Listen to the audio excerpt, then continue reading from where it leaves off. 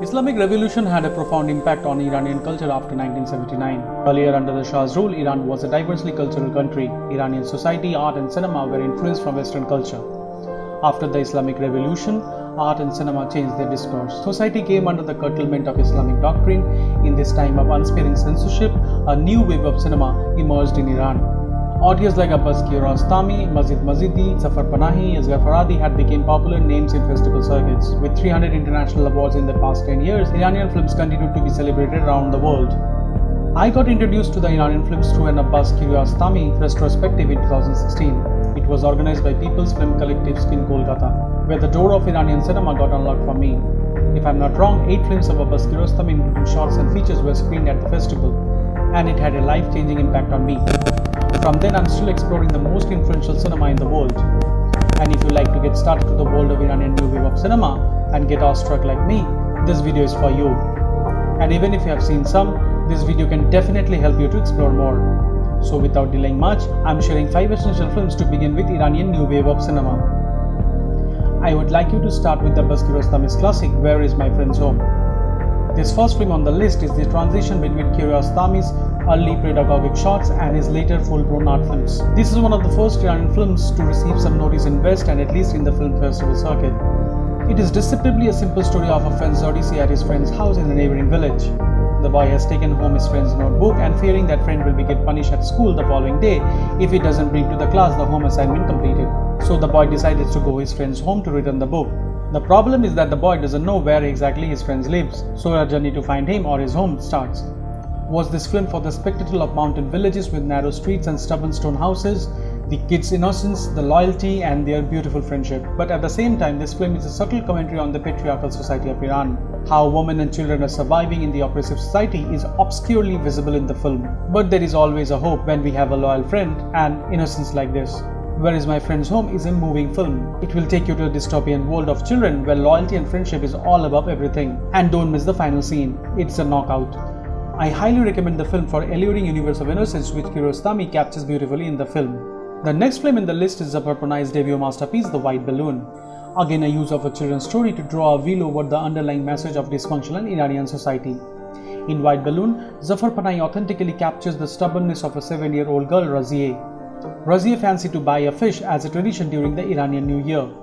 On her way to market, she loses the 500 note, which is the last money her mother had for an entire month. Now the most part of the movie revolves around her desperation to get the money, and along the way she must rely on the kindness of strangers to help her, until her elder brother, Elly, arrives. Several characters get introduced during this period. With them she had a light-hearted conversation, but none can help her out to retrieve the note. Even her brother can't get the money out.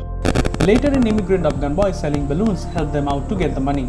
After retrieving the 500 note, Razia and Elly leaves immediately. The White Balloon, the title refers to the final frame of the film, where we see the savior Afghan boy holding a white balloon, standing thanklessly. Director Zafar Panahi and Abbas Kiarostami, who scripted the film, will take you to the world of innocent girl who is desperate, selfish and thankless, reflecting a careless Iranian society. The society that simply ignores the presence of other ethnicity in the city of Tehran. This depiction of innocence will blow your mind. Film's beautiful cinematography, which led the film to win Camera d'Or at Cannes in 1994, masterfully captured the real-time bazaar of Tehran and its people. It is a unique classical film which mainly focuses on the last sequence. Brilliant and beautiful treatment to convey a message, but the message never besmirches the storytelling. On the first 2 films pivoting into the child psychology, now let me introduce to the third film which peeks into the world of adults. It is a masterpiece by director Asghar Farhadi.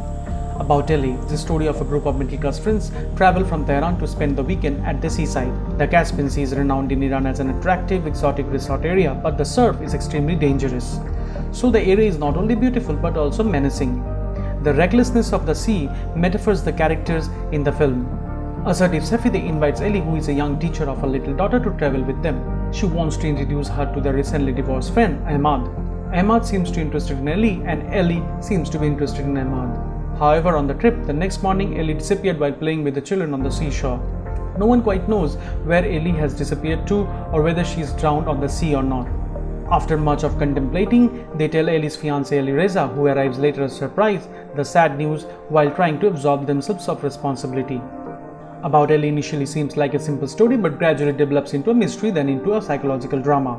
Hence, it requires an unmitigated attention from the viewers. Farhadi focuses on social lies and deception of aristocratic Iranian couples. These are the sophisticated, educated people who maintain a sense of social identity in a repressive culture of theocratic Iran, as telling truth can sometimes lead to a serious trouble. After Elly disappeared, this 21st century sophisticated couple started chattering about evil portents and lost honors and fear of shaming. Several layers of characters unwrapped like onion peeling and their volatile relationship and deceptions. And obviously, this film is a subtle commentary on oppressive society towards women in Iran, where Elly seems to be a deceitful person who came here for Ahmad, even having Ali Raze as a boyfriend. But she can't say her boyfriend she doesn't love him anymore. This heartbreaking story makes sense in the values of Iranian society, where adultery might be punished with a death sentence through stoning. Maybe Elly has committed suicide to run from the oppressive society. The film doesn't answer to it. It leaves the audience to think about. The film narratives remain realistic and impressive for capturing the event through handheld camera with jokes. I highly recommend this cinema to flesh out the characters you may like or hate, but at the end you will be part of their journey. The next film in the list is an animated film by Mirza Satrapi. This is not a production of Iran, but it depicts the Iranian Islamic Revolution and Shah's time of disruption, hence it is in the list. Persepolis is one of the most thoughtful and poignant animated films I've ever seen. It deals with adult themes in a serious and pretentious way. It handles an uncomfortable subject with grace, using a simple and effective storytelling technique. It sticks to the tradition and stretches the medium at the same time, proving animation is no longer a children's genre, and thus delivering a new way to look at the filmmaking and its possibilities. This particular animated style is an effective way to tell this specific story. So what's so special about the story? It is a story of an adolescent experiencing the Islamic Revolution and post-revolution enchantment society, being a girl. Society oppressed for women to feel free or to live freely. And these adolescent eyes happen to be co-director Mirza Satrapi. And this fact adds an extra layer of poignancy to the film. There's a drama about her struggle she goes through every day in Iran, and while you might relate to the living in dictatorship part, but you will definitely relate to her problems, her relationship with her friends and family. The film juxtaposes her societal struggle in Iran and her interpersonal crisis of a young woman who is a freethinker, exuberant and valiant. At a point her life in France, she even thinks that Iran is better than these European countries. It explored a dilemma of a girl from a childhood to a young age in a place which she fits better. How her perspective changes from time to time. I highly recommend this film to you all. This film is a perfect example of how animation can be just as moving as live action. This is a great movie. Watch this film for some of the dream sequences that Marzane had in childhood. Last but not the least, the fifth and the final film on the list is a story of a migrant Afghan man in the city of Tehran. It is a masterpiece from an auteur, Mohsen Makhmalbaf.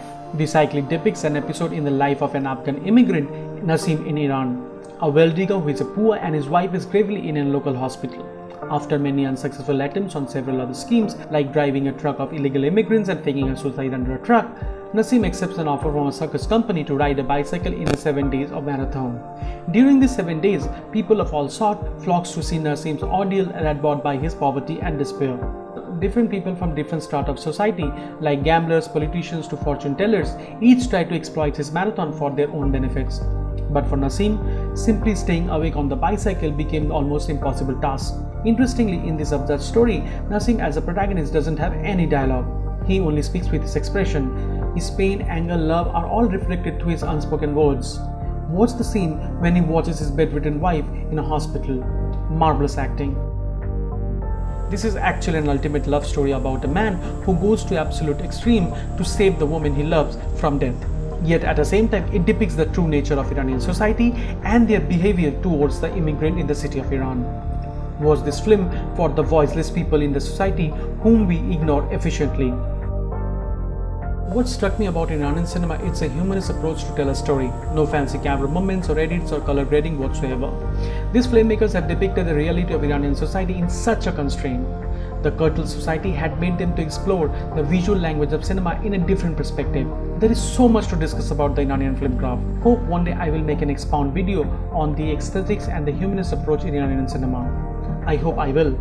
I am sure you will have a spellbinding experience after watching this recommendation. I have listed my favorite 5 Iranian cinema in the description box. Share your thoughts about the films and your favorite Iranian cinema as well. And if you like the video, do like and share with your friends. And subscribe to my channel, it will encourage me to make videos on cinema. Stay safe, stay healthy. Thanks a lot for watching.